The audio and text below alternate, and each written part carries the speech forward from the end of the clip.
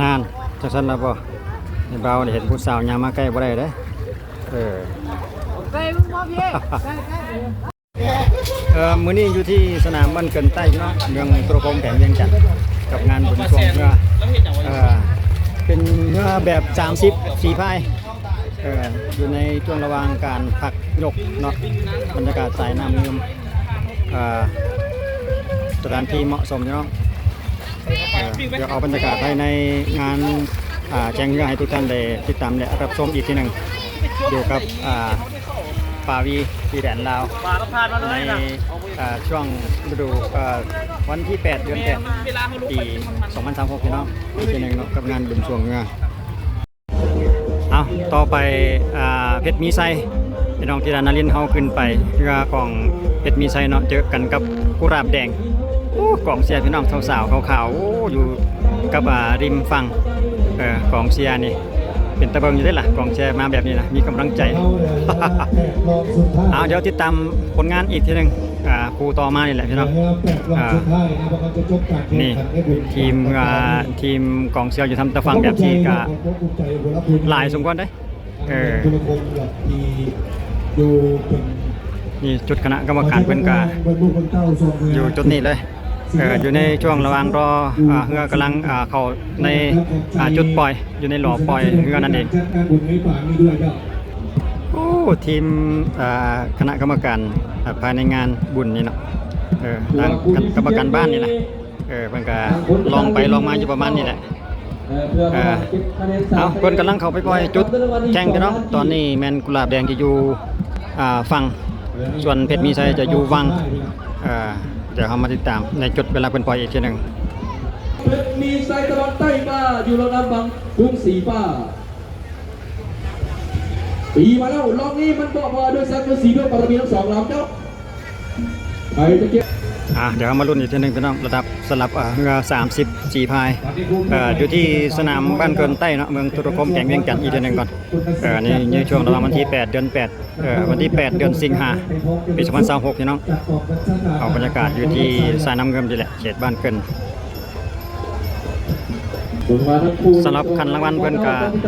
จะมีอยู่4ที่ยังตันลำดับเลยเนาะ1 2 3 4จากน้อยไปหาใหญ่สำหรับคันรางวัลเพิ่นคันรางวัลคุณสีฟ้าในนามเพชรมีชัยตะวันใต้ฟ้าตอนนี้นิ่งสงบเงียบกลับมาที่ดีเจ้าเดี๋ยวมาลุ้นมาเชียร์มาลุ้นอีกทีนึงพี่น้องสำหรับเพชรมีชัยถ้าหากว่าบ่ได้เขาในรอบนี้ก็ถือว่าตกไปเนาะแต่ว่าสามารถกว่าเขาเซ็นไซก่อนชนะในรอบนี้ก็จะได้เขาไปต่ออีกในรอบ8ทีมสุดท้ายสำหรับเพชรมีชัยจากทีมงานของธิดานาดินมาร่วมในการส่วงงาของเพชรมีชัยในมือนี้ออกมาแล้วพี่น้องเป็นการพบกันระหว่างเรือช่วงกุหลาบแ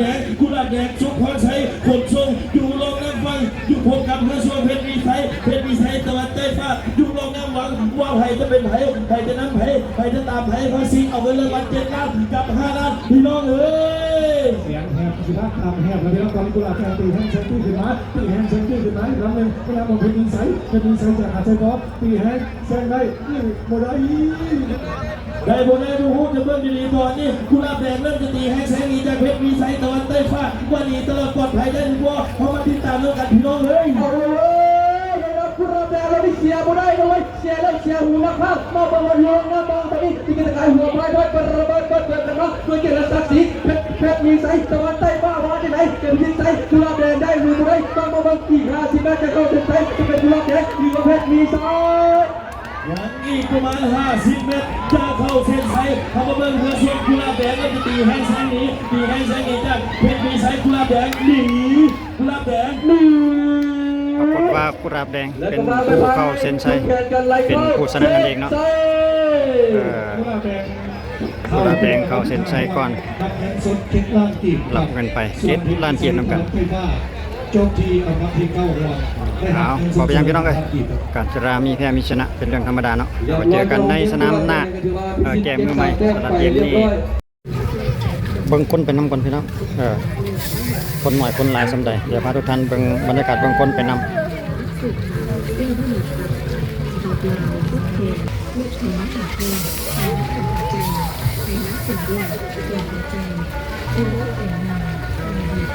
อย่าสิว่าเด้อพี่น้องก็ถึงฝนตกนี่ก็ยังบ่ได้มีอุปสรรคเด้อกับการเล่นการเที่ยวของวัยรุ่นสาวหนุ่มเฮานี่นะก็ยังมาหลายอยู่เด้ช่วงบ่ายๆช่วงแรงๆนี่มาเบิ่งนักแม่นเกินก่อน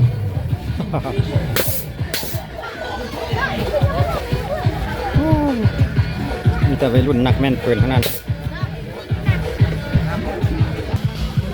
โอ้บ่ธรรมดาพี่น้องเอ้ยเต็มไปด้วยความชุ่มชื่น อ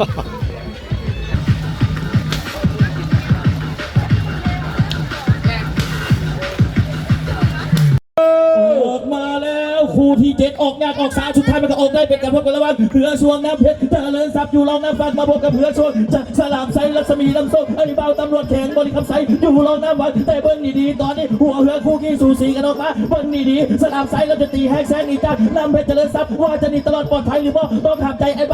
บาน้ำเพชรเจริญทรัพย์อภิมาว่าจะปล่อยให้หนีหรือบ่หนี เอาละเว้ยเจอกับไทยเจอกับในนามน้ำเพชรเจริญทรัพย์ถ้าแขกเยี่ยมจัดตอนนี้กิจการพายแฮกจะสามนี่จะหนีได้หรือไม่ต้องมาทำใจไอ้หนุ่มหน้ามนต์คนสลามไซตอนนี้หัวพายท้ายเปิดกันมาต่างคนต่างไม้ต่างคนต่างอยากจะสบายให้แก่กันมาเบิ่งมาในน้ำสลามเองสลามไทยเดือดร้อนมาไกลจากคนกำไซคู่นี้มันเจอกันมาแล้วพี่สนามบางน้ำสันมาเบิ่งว่าตอนนั้นอภิมาเป็นผู้ชนะส่วนเราวันนี้มาในน้ำเพชรเจริญทรัพย์ตอนนี้ตีแหงแสงแล้ว แซงแล้วจะแซงได้หรือไม่ได้ต้องถามไอ้เจ้าไอ้เบาสลับซ้ายและสมีและส้มไอ้เบาตำรวจเลิศจะตีแฮกแซงนี่ว่าจะมีตลอดปลอดภัยหรือเปล่าน่าเป็นจะเลิศจะตีแฮกแซงนี่ว่าจะตีทันบ่ทันนั่นเป็นจะแซงนั่นเป็นจะแซงเข้าเส้นชัย เดี๋ยวมือผู้การตัดสินจากคณะกรรมการเจ้า ขอเป็นภาพทราบเพื่อนครับขอเป็นภาพทราบแป๊บเดียว น้ำสมเนื้อสมพริกสมตอนเจ้าคู่นี้เดี๋ยวมือผู้การตัดสินจากคณะกรรมการ ตัดสินงานชัดเจนเจ้าก รรมการผู้ทรงเกียรติโปโลซ่าเหือทีสนาในเพียงนี้ได้แก่เหือสวง เหลือส่วน ระวังห้อย สนามไซรัศมีน้ำโชคเป็นผู้ชนะสนามไซรัศมีน้ำโชคเป็นผู้ชนะ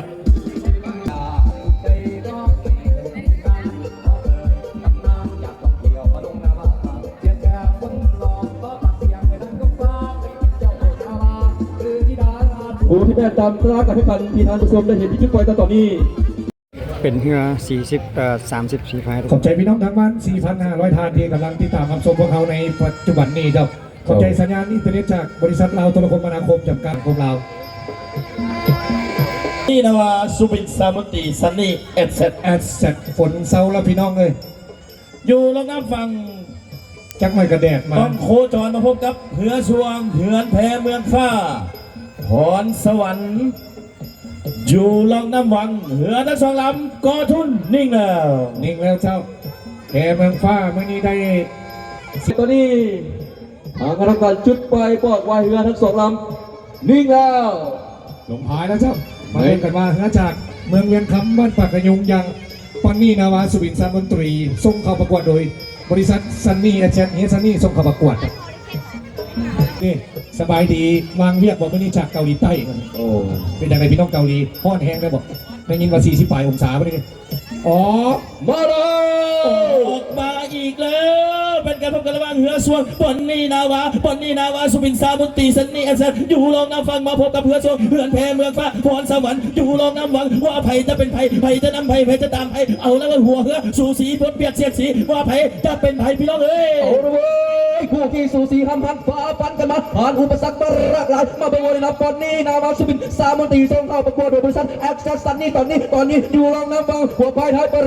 ดกันมาโคจรพบกับไผ่มาพบกับเหือนแพเมืองฟ้าพรสวรรค์ป่านุ่มจันทร์เอาละเว้ยคู่ขี้สูสีใส่กันคนละมัดอัดกันคนละทีมีกันคนละดอกบอกกันยังบ่ได้ตอนนี้หัวเหือสมันเสมอกันมาแล้ว เอาแล้วว่าจะเป็นจังไดจะเป็นดีๆตอนนี้เหือนแพเมืองฟ้าแล้วจะตีแฮกแซงนี้ว่าจะดีตลอดปลอดภัยหรือว่าต้องถาม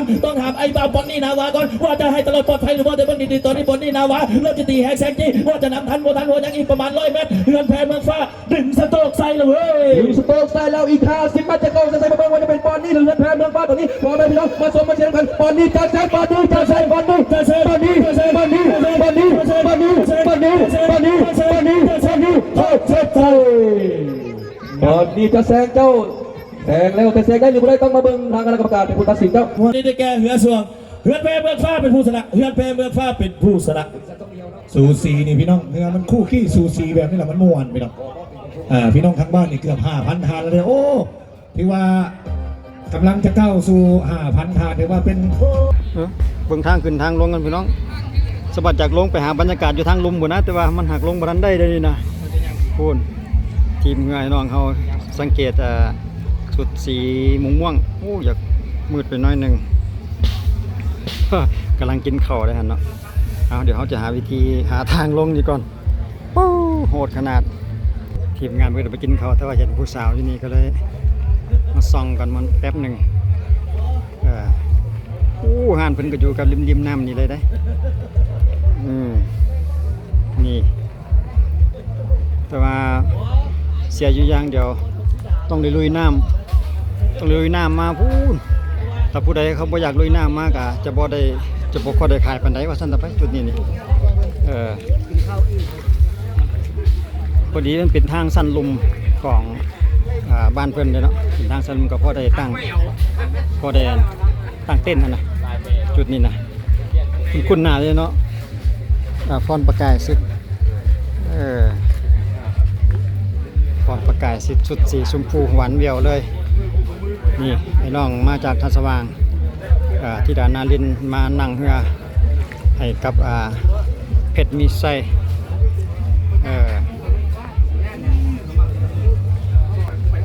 เดี๋ยวเบิ่งชมหน้าเอาก่อนมีผู้ใดมาแน่นี่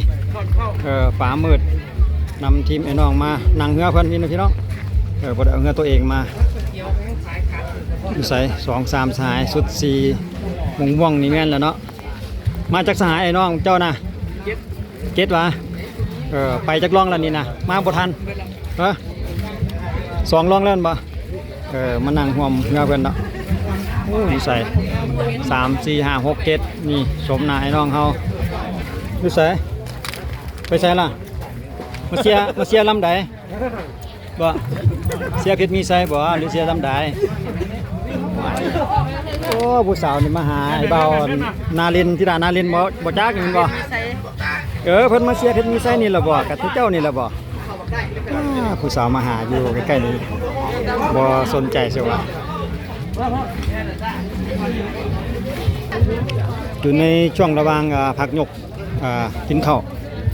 พักยกก็กินข้าวสำหรับนายกนี่เนาะ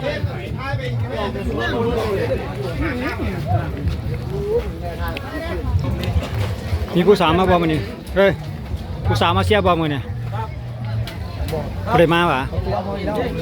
ผู้สาวใส่ตัวเฮาอีกแล้วสาวบ้านใดตัวสาวบ้านเกินตัวแล้วแม่นบ่เนาะบัดนี้โอ้ลายแห้งเนาะก้อนประกายสิทธิ์นี่ชุดสีชมพูนี่เต็มเลยว่ะลายกมูก็ว่าได้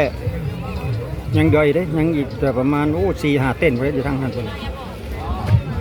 ยาวเหยียดเลยสำหรับทีมที่มาในมือเนี่ยมุนมันไปแล้วมีแต่เบาหลายรุ่นหลายวัย มีทั้งผู้เบาน้อยผู้เบาใหญ่ขากว่ามือนี่นะคุณนะเบิ่งแม่พี่น้องทีมฝีพายมีแต่ผู้เบา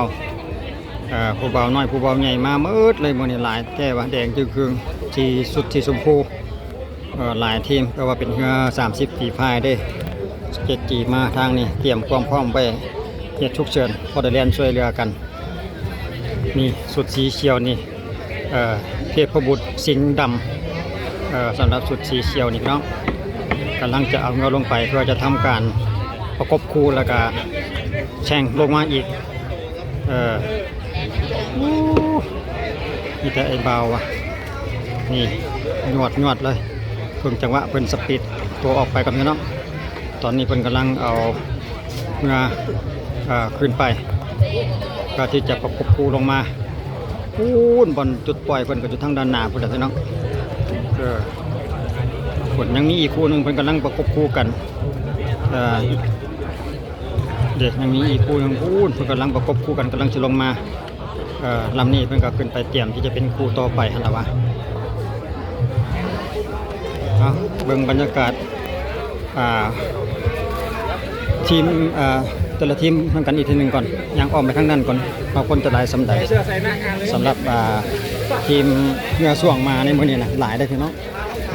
สัญลักษณ์กับเสียทีมไหนทีมมันเลยก็รู้สึกว่าเขากำลังปล่อยเรือมานี่เสียงกรรมการเสียงหนักภาคออกมา ออกมาเดี๋ยวเขาจะลัดมาทางพี่จังเห็นนะจุดที่ว่าใกล้ๆเขาเส้นไซอีกทีนึงเพราะว่าจุดนี้จะอยู่ใกล้กว่าแล้วเขาจังปินหลังเบิ้งพาทุกท่านเบิ้งงานอีกทีนึงก่อน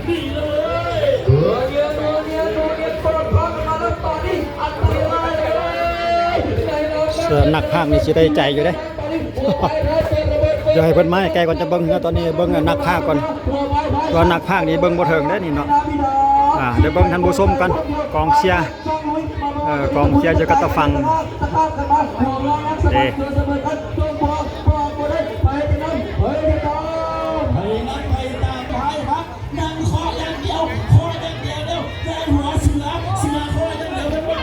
มาแล้วเอาเบิ้งเฮือกันพี่น้องบัดนี้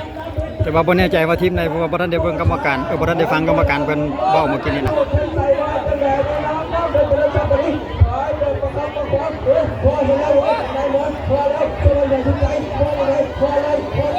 โอ้โหสูสีอยู่ได้นี่พี่น้องโอ้สูสีช่วงครึ่งหัวเหือน้ำหนึงรู้สึกว่าเบื้องวังจะเข้าก่อนพี่น้องอยู่ในชุดสีเขียวชุดสีเขียวเบื้องวังชุดสีชมพูนี่ก็อยู่เบื้องฝั่งสรุปแล้วกินกันไปเครื่องหัวเหือถือว่าสูสีชุดสีแดงนี่พี่น้องทีมเหือคนละนี่บรรยากาศก็อยู่กับริมน้ำแบบนี้เลยกลางเต้นมันเป็นทางสันลุมของบ้านเพื่อนนั่นเองเนาะบ้านเกินใต้เมืองตุรกงแผงเวียงจันทร์วุ่นเบิ่งทางกองเชียร์อยู่ทางตะฟังพุดโซได้แล้วลายอยู่ได้อยู่ทางนั้นพุดเอาไปนั่งเอาก็ตั้งไปนั่งขาจนน้ำเลยพี่น้องโอ้คักแท้จุดนั้นนะบรรยากาศดีๆอีกมาแล้วคิดว่าน่าจะเป็นจิดาสุดใจเนาะก็เอกลักษณ์ของมันจะเป็นชุดสีชมพู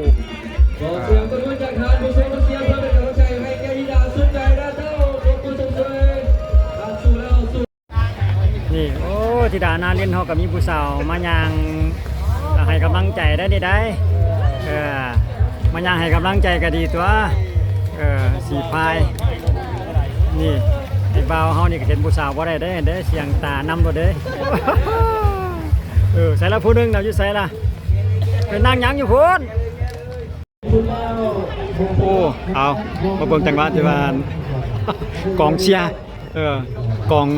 เชียร์เพิ่นกำลังสิลงมาสู่ท่าลองเบิ่งว่าเพิ่นจะมีช็อตเด็ดบ่นะ มันจะมีช็อตเด็ดมื่นลื่นเท่าไหร่บ่จับภาพไปก่อนอันนี้เน้นทีมกองเชียร์ความใจของทีมเพื่อสีพายทีมเพื่อนั่นเองเนาะมีหลายเลยพี่น้องผู้สาวหลายเลยนี่นะจุดนี้ก็มีบรรยากาศกันดีเลยพี่น้องคนก็ไปล่างตีนเอาจังหวะไปล่างตีนก่อนบางเจอเพิ่นขนาดเงินพอได้ภาพช็อตเด็ด บางเจอได้ช็อตเด็ดตอนล่างตีนโอ้พอดีทีมไอ้น้องเขาก็เข้ามาปอนนี่นาวาเพิ่นก็เข้าเส้นชัยมาเมื่อกี้นะเพิ่นกำลังเพื่อเข้ามาเทียบปอนนี่นาวานั่นเองเนาะเสื้อสีเขียวโอ้ฝุ่นยังอีกโอ้ทางนี้โอ้บ่ได้ภาพสำเนาะบ่ทันเอาเบิ่งทางนั้นอีกก่อนบางเทื่อก็จีซึมๆเนี่ยที่เมาหน่อยนึงบ่หรือจังใดต้องได้สู้กันมาเพราะว่าป้องกันความปลอดภัยโอ้ขนาดใส่เกือบครั้งแน่ได้นี่ว่าคำก็จะเพื่อนอยู่ ทยอยลงมาฝนตกมืดมือเด้พี่น้องเอ้ยก็จะจืดๆเนี่ยทางอยากเพื่อนแน่นอนนึงวันหลายพี่น้องบรรยากาศก็เหมาะสมโอ้กองเชียร์นี่ใส่ทรงผมเท่ว่ะโปริสโอ้พอดีทีมเหือมาจากคนไหนว่าทีมใดเนาะเลยบ่ได้ฟังเหือเลยฟังแต่เบิ่งกองเชียร์เลยบ่ได้เบิ่งเลยบ่ได้เบิ่งเหือพี่น้องเดี๋ยวเบิ่งเหือกันแป๊บนึงโอ้มาแล้วแต่บ่แน่ใจว่าจะเป็นทีมใดโอ้มีที่น่าสนใจแด้เอกลักษณ์ของเพิ่นก็สุดสีชมพู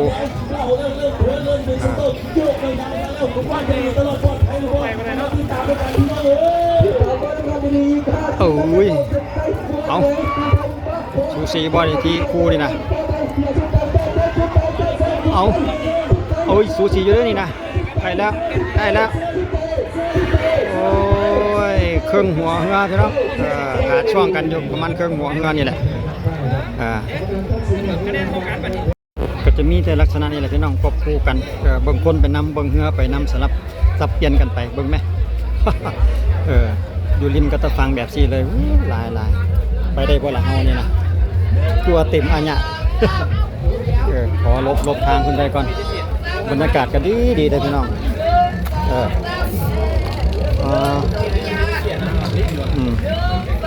นี่เป็นการครบทีมกันจะชี้กับมวลพี่น้องพี่น้องมาหมู่คู่บางคนก็มาในนามครอบครัวเลยก็มีคือกันเป็นงานบุญพี่น้องเป็นกระถือโอกาสพักผ่อนไปนำทันละวะแต่ละคนแต่ละครอบครัวพาครอบครัวมากับมีประมาณนั้นกำลังเมื่อคนกำลังขึ้นไปประกบคู่มาอีกคู่หนึ่งกำลังเกี่ยมชิปล่อยมาอีกแล้วแหละเขาก็เลยยางเพื่อที่จะเตรียมปรากฏว่าระดับน้ำนี่มันก็เริ่มขึ้นไปด้วยสังเกตเห็นน้ำขึ้นไปน้ำขึ้นไวก็จะได้น้องเขาพักผ่อนเนาะว่าไปยังการหนาเจอกันไหมทำวันเด้อเป็นทำวันปกติเนาะมีแพ้ต้องมีชนะเป็นธรรมดาน้ำใจนักกีฬาเห็นกันว่าทีมเพชรมิไซเพิ่นกะพักผ่อนสำหรับงานนี้ไว้เจอกันในงานหน้าอีกเช่นหนึ่งนี่เตาปิ้งกับบรรยากาศเลยน่องไก่แซ่บๆนี่มีฮอดปิ้งหอยพร้อมทางด้านนี้นี่อยู่ทางสั้นลุมอยู่เด้อท่านใดนี่มีหลายสิ่งหลายอย่างอยู่สั้นลุมที่ส่วนหลายก็บ่มีไผฮู้ได้ว่าเพิ่นมีปิ้งอยู่นี่เนี่ยเพราะว่าอยู่กับแคมอยู่กับริมสายน้ำเลยประมาณนั้นนะจุดนี้นี่บ่ยังลองไปทางคุณขึ้นทางคุณที่ทางขึ้นบ่จังหวะคุณเนี่ยจะสิขึ้นทางไหนทางคุณง่ายกว่าบ่พักผ่อนก่อนเฮาสำหรับงานนี้ไว้เจอกันในงานหน้าเพราะว่าบ่ไหวเพิ่นเก่งกว่าเฮาว่าซั่นต่อไปบ่แม่นว่าเฮาบ่เก่งนี่เพิ่นเก่งกว่าเฮาก็เป็นเรื่องปกติเนาะไปฝึกมาใหม่แล้วก็ไปลุยเหือเฮาบัดนี้เหือเฮาแท้ก็12ฝีพายมื้อนี้มาร่วมเพิ่นซื่อๆเนาะบ่แม่นเต็มรูปแบบนะดีพอดีล่างตีนนะพอดีครึ่งพอดีครึ่งแข้งสำหรับทีมใดที่ว่าเป็นตกไปแล้วก็ต้องได้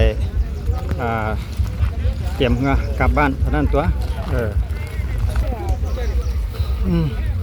หอมปิ้งไก่ไว้ย่างเลาะไปเลาะมาก็เมื่อยได้หอมปิ้งไก่มีทั้งบังคลามพร้อมมีทั้งขาวมีทั้งกำขาวหลามปิ้งไก่ตัวตามสูตรขาวหลามปิ้งไก่แล้วก็ไข่ทรงเครื่องแซ่บๆที่ขาดบ่ได้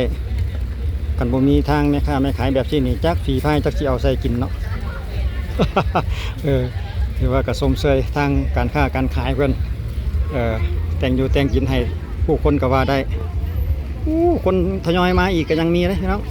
เด้ครูบ่าวสาวครับมาก็จะมารอเบิ่งรอบชิงชนะเลิศพุ่นเด้ช็อตเด็ดตอนแรงก็มีลำวงพร้อมได้ตอนแรงนะเพราะว่าเขาเจ้าสิมา เขาวงดนตรีเด้ในเวลาตอนแรงแบบนี้นะเอาเพราะว่ามันจะได้เขากินเบียร์เลยเด้ที่เห็นย่างนี่บนเมนย่างเมืองนี่พี่น้องกำลังมาเป็นที่เขาไปใกล้ๆครับชุดคณะวงดนตรีพูดแหละจุดนั้นจะคนจะหลายแล้วก็มีเครื่องมีของขายเครื่องหลายมาสั่นต่อไปแล้วก็จุดใกล้ๆกับคณะกรรมการจุดเป็นผามไซสำหรับจุดนี้นี่กินนี่แมงกระดานพากันจีเมือนี่นะก็ผู้ไปผู้มาหันละวะแต่ว่าก็จักจีเมือบ่เมือดอกเขาก็ย่างเลาะไปเลาะมาแบบนี้เนาะไปเบิ่งจุดที่ว่าปล่อยเหือแดงสินะมาเลาะจุดที่ว่าเขาเส้นไส้ไปแดงประมาณนั้นนะการเดินการเที่ยวของแต่ละคนนะจะอยู่ประมาณนั้นนะเบิ่งไหมคนหลายที่พี่น้องลาวเขานี่มักเที่ยวมักม่วนมักเล่นมีการมีงานกับดนมีเท่านึงนะกับโปรแกรมที่มีทุกตลอดทุกเวลาโปรแกรมที่มีทุกมื้อเนาะช่วงเทศกาลจังซี่แหละเพิ่นก็จะมักออกมาสังสรรค์มาพักผ่อนกันในวันหยุดวันนี้ก็เป็นวันเสาร์หรือวันอาทิตย์วันเสาร์เนาะโอ้หลายพี่น้องเบิ่งคนไปนำประมาณนี้ม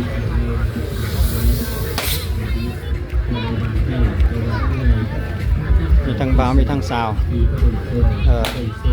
เด็กน้อยวัยกลางคนก็มีหลายรุ่นหลายวัยว่าซั่นไปการแข่งขันยังรอเบิ่ง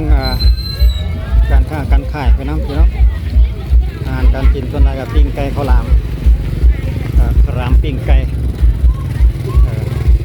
ก็สรุปแล้วก็จะมีเพียงเท่านี้แหละพี่น้องเอ้ยเอาบรรยากาศภายในงานมาให้ทุกท่านได้เบิ่งโอ้ฝรั่งก็มีว่ะตาแดงผมแดง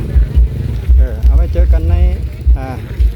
งานหน้าพี่น้องเอาไว้พอกันอีกงานหน้างานต่อไปสำหรับงานนี้ก็มีเพียงเท่านี้เนาะ